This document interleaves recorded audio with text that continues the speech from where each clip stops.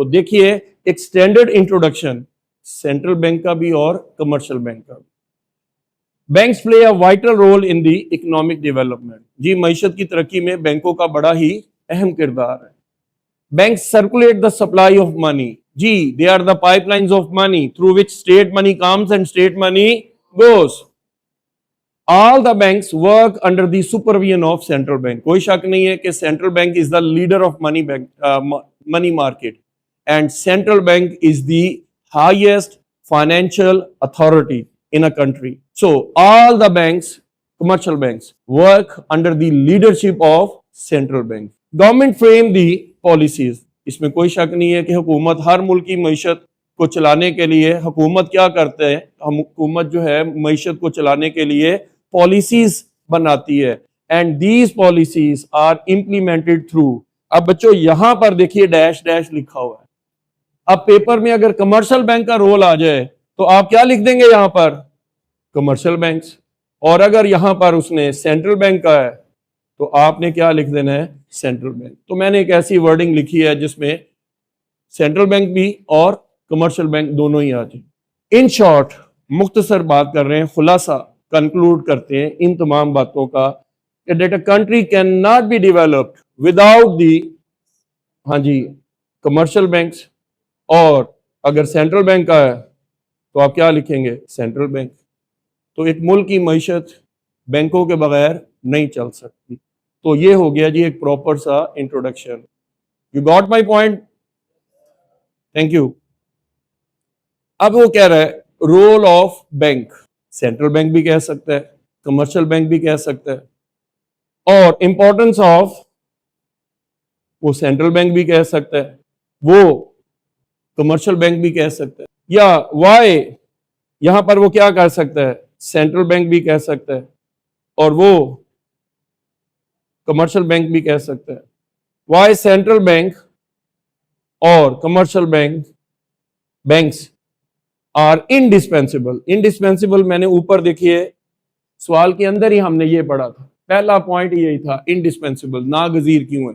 تو بچوں کویسچن کو فیتھفلی لکھنا ہے, جیسے وہ کویسچن کر رہا ہے ویسے ہی آپ نے جواب دینا ہے. دیکھیے سب سے پہلا ہے پروموشن آف انویسٹمنٹ. دیکھو بچوں سب سے پہلے کوئی بھی ملک جو ہے اس کے لیے کس کی ضرورت ہوتی ہے؟ انویسٹمنٹ. جس ملک میں انویسٹمنٹ زیادہ ہوگی یقینی طور پر وہاں پر کیا ہوگی گی؟ پروڈکشن زیادہ ہو جائے گی. اور اگر پروڈکشن زیادہ ہو رہی ہے تو لوگوں کو کیا ملے گی؟ امپلائمنٹ اپرچونٹیز زیادہ سے زیادہ حاصل ہوں گی. اور جیسے ہی زیادہ امپلائمنٹ ہوگی لوگوں کی انکم بھی زیادہ ہو جائیں گی, اور اگر انکم زیادہ ہوں گی تو لوگوں کی سیونگز بھی بڑھتی جائیں گی. تو یہ دیکھیے ایک سرکل میں نے بنایا ہے. تو پہلا پوائنٹ میں نے کیا کہا ہے؟ انویسٹمنٹ. انویسٹمنٹ کیا کرے گی؟ پروڈکشن کا رستہ ہموار کرے گی. پروڈکشن زیادہ ہونے سے امپلائمنٹ ملک میں زیادہ ہوگی, امپلائمنٹ زیادہ ہونے سے لوگوں کی انکم زیادہ ہوگی, اور انکم زیادہ ہونے سے یقینی طور پر کچھ پیسے وہ انکم کے بچا لیں گے, دیٹ از دی سیونگ. اور investment is the function of saving, savings are the function of incomes, incomes are the function of employment, and employment is the function of production, and production is the function of investment. تو circle سیدھا بھی چلائیں یا circle الٹا بھی چلائیں. تو امید ہے یہ بات سمجھ میں آ گئی ہے. اور یہ سارا کا سارا کریڈٹ کس کو جاتا ہے؟ یہ سارا کریڈٹ کس کو جاتا ہے؟ اگر آپ نے یہ پوائنٹ سمجھ لیا تو اب آپ کو بینکنگ سمجھ میں آئے گی. Promotion of investment. Investment is an act of saving. دیکھ لیجئے سیونگ کی بنیاد پر ہوتی ہے. اب ڈیش ڈیش اور ڈیش ڈیش, بیٹا اب آپ نے اس کی جگہ ڈیش ڈیش خود لگانا ہے. ادھر کیا لکھیں گے؟ سینٹرل بینک, اور ادھر commercial bank. Promote the habit of savings. یہ سیونگز کو پرموٹ کرتے ہیں. بینکس کس کو پرموٹ کرتے ہیں؟ سیونگ کو. اور banks introduce the saving schemes.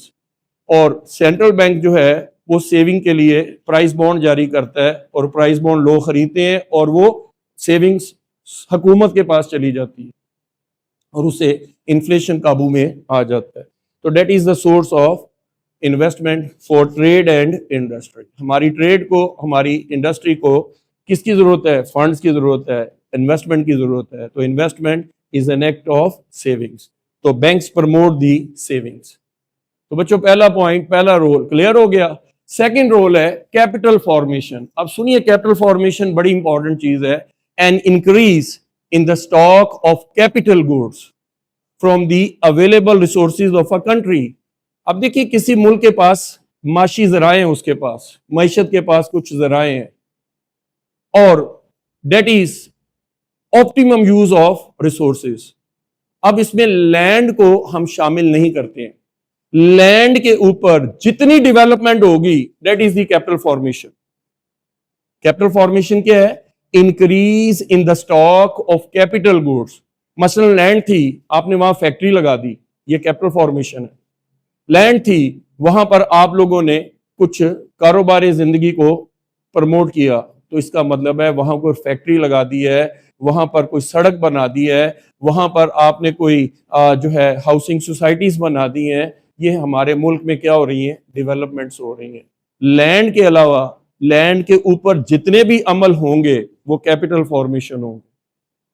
अब कैपिटल फॉर्मेशन के लिए किसकी जरूरत है? पैसे की। तो central bank frame the policy to finance the capital and commercial banks implement the policies to finance the capital formation. यानी कैपिटल बजाते खुद, सरमाया बजाते खुद हमें बिजनेस के लिए तो जरूरी है, लेकिन इस सरमाए का सोर्स क्या होंगे? इस सरमाए का जो सोर्स है वो बैंक है। पॉलिसी कौन बनाएगा? Central bank. इंप्लीमेंट कौन करेगा? Commercial bank. Thus they play their role in the capital formation.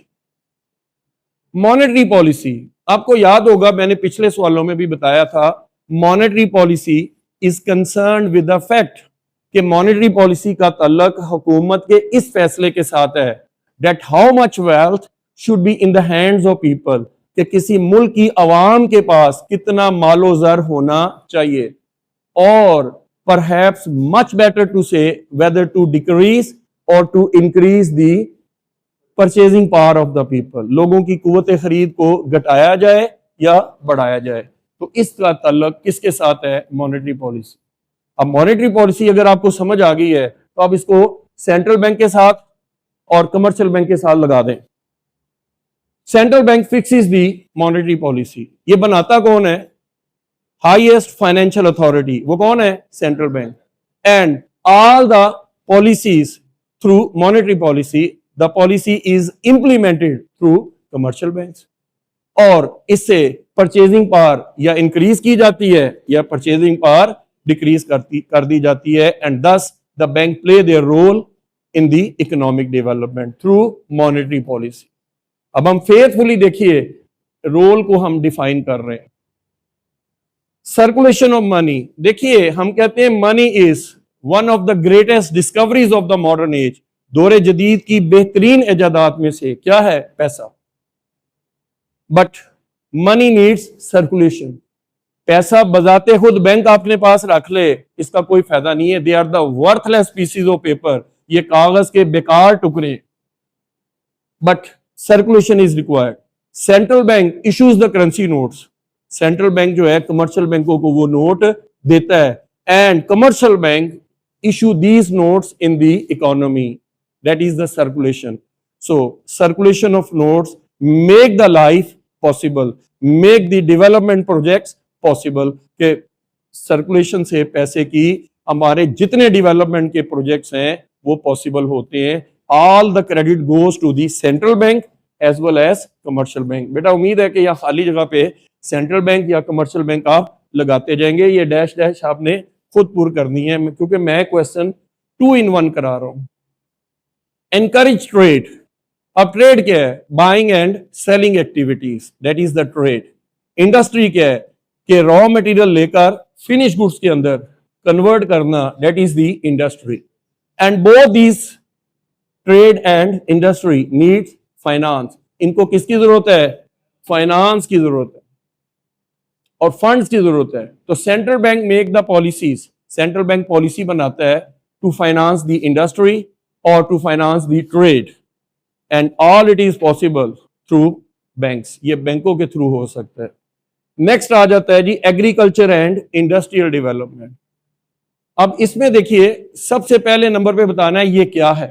میں آپ کو بیٹا ایک ٹیکنیک بتا رہا ہوں, ایک ٹپ دے رہا ہوں کہ 3 لائنوں کے ساتھ اگر آپ انصاف کر دیں, آپ نے ہیڈنگ کے ساتھ انصاف کر دیا. ایگریکلچر اور industrial sector are the back bone of economy. لو جی یہ کیا ہے, کلیئر ہو گیا. Agriculture sector meet the need of food and industrial sector meet the need of manufacturing اور rather finish goods available to the trade. جو trader ہے وہ manufacturer کے اوپر بیس کرتا ہے. both these needs funds, ان کو سب کو ضرورت ہے کس کی, فنڈز کی. Central bank make the policies to promote the agriculture, to promote the industry, and these policies are implemented through commercial banks. Thus, banks play their role in the development of agriculture as well as industry. Transfer of funds. Funds کیا ہیں, پیسہ, روپیہ, finance. یہ دیکھیے central bank transfer the funds of the government. Central bank حکومت کا bank ہے, تو حکومت کی رقوم کو one place to another place, ایک جگہ سے دوسری جگہ پر ٹرانسفر کرنا. And commercial banks also transfer the funds of the government as well as people. یہ حکومت کے بھی پیسے اور عوام کے پیسے ایک جگہ سے دوسری جگہ ٹرانسفر کرتے ہیں. And this both central bank and commercial bank play their role for the government as well as people. Next آپ کا امپورٹنس کا کیس ہے میٹیلک ریزروز. اب میٹیلک ریزرو کون سے ہوتے ہیں, یہ دیکھیے other then money. For example gold ہے, سلور ہے, یا اس کے ساتھ کوئی بھی میٹیلک آپ کے پاس ڈائمنڈ ہے, اس طرح کی جولری ہے.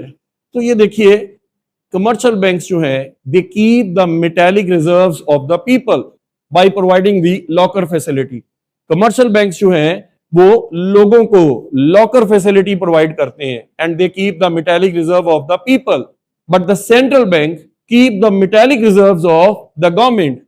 So by safeguarding the metallic reserves, لوگوں کے اور حکومت کے ریزروز کو سیو کر کے bank play their role. Bank اپنا ایک رول ادا کرتے ہیں. امید ہے یہ پوائنٹ بھی سمجھ آ گیا ہے.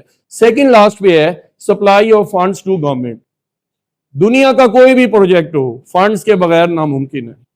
معیشت جب تک فارن ایکسچینج نہیں ہوگا آپ کی معیشت نہیں چل سکتی.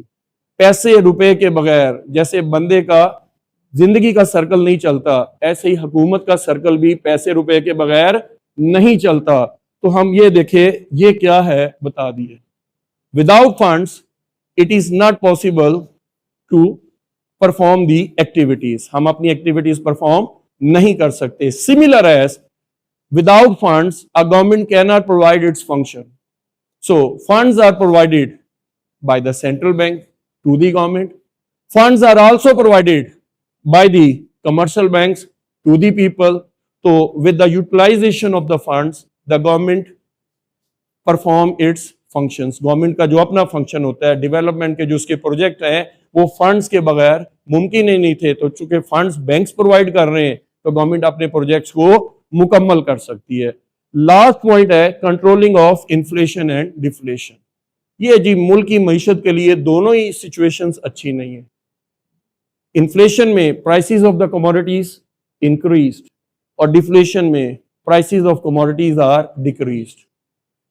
اب انفلیشن کے اوپر اور ڈیفلیشن کے اوپر قابو پانا ہے تو central bank make the policies to control the inflation, that is the rise in prices.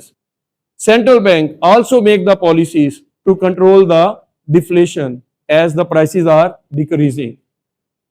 And for this purpose central bank make the policies. But the role of the commercial bank is that all the commercial banks faithfully follow the policies of the central bank. Thus, we can say by controlling the inflation and deflation, banks play their role in the economic development.